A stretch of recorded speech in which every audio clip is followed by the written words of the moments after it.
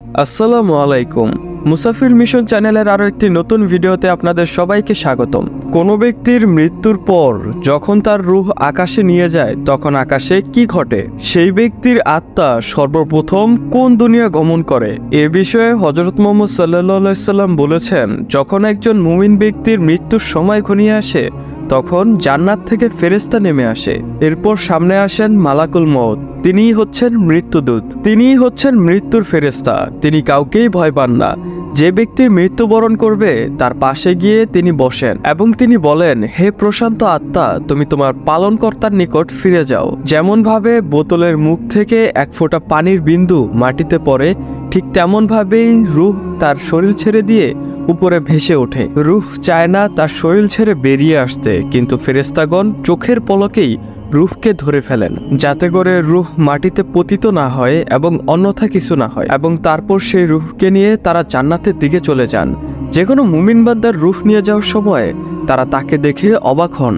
সেই রূহটি এত সুন্দর হয়ে থাকে যে ফেরেশতাগণও তার প্রশংসা করতে থাকেন এবং বলেন, এই রূহটি অনেক সুন্দর। তারা সেই রূহটি নিয়ে যখন প্রথম জান্নাতে প্রবেশ করতে যাবে তখন তারা জান্নাতের দরজার সামনে গিয়ে বলবে, দরজাটি খোলা হোক, এবং দরজাটি খুলে যাবে এবং তাকে স্বাগত জানানো হবে।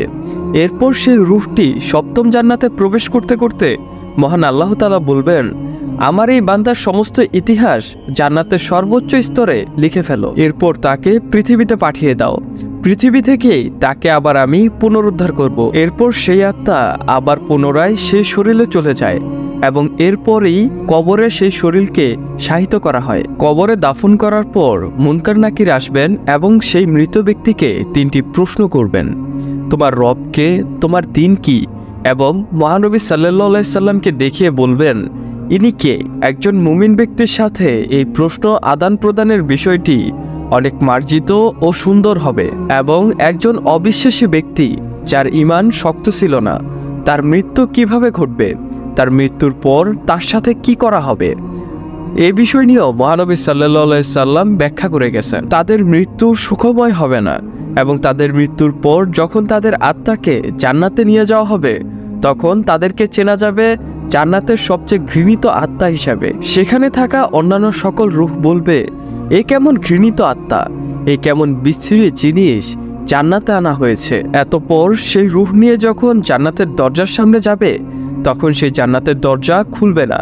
এ বিষয়ে মহানবী সাল্লাল্লাহু আলাইহি সাল্লাম বলে গিয়েছেন, তাদের জন্য জান্নাতের দরজা কখনোই খুলবে না। তিনি আরও বলেছেন, ওরা ততদিন জান্নাতে প্রবেশ করতে পারবে না যতদিন না একটি উট একটি সুয়ের ছিদ্র দ্বারা প্রবেশ করতে পারে, কিন্তু তা তো কখনোই সম্ভব নয়।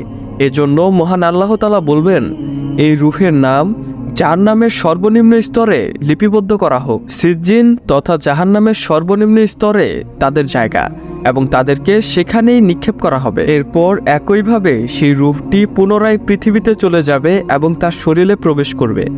এরপর তাকে কবরে দাফন করা হবে এবং এরপর তাকে প্রশ্ন করার জন্য এক অদ্ভুত ভয়ঙ্কর রূপ ধারণ করবে মুনকার নাকির। এরপর তাকে প্রথম প্রশ্ন করা হবে, তোমার রব কে। সে কোনো উত্তর দিতে পারবে না এবং তাদের মধ্যে কোনো ভয় কাজ করবে না। এরপর তাদের সাথে ঘটবে সবচেয়ে ভয়ঙ্কর পরিস্থিতি। তারা কেমন উত্তর দিবে এ বিষয়ে মহানবী সাল্লাল্লাহু আলাইহি সাল্লাম বিশ্লেষণ করে বলেন, কবর হচ্ছে মৃত্যুর পর পরকালের প্রথম ধাপ।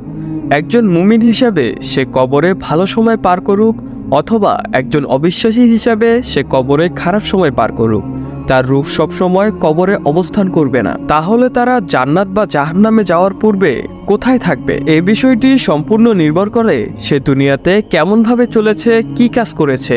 সে যদি দুনিয়াতে ভালো কাজ করে থাকে এবং একজন মুমিন বান্দা হয়ে থাকে তাহলে তার রূহটি হয়তোবা জান্নাতের মাঝ বরাবর, নয়তোবা জান্নাতের দরজার সামনে অথবা জান্নাতের চারপাশে কোনো এক জায়গায় থাকবে।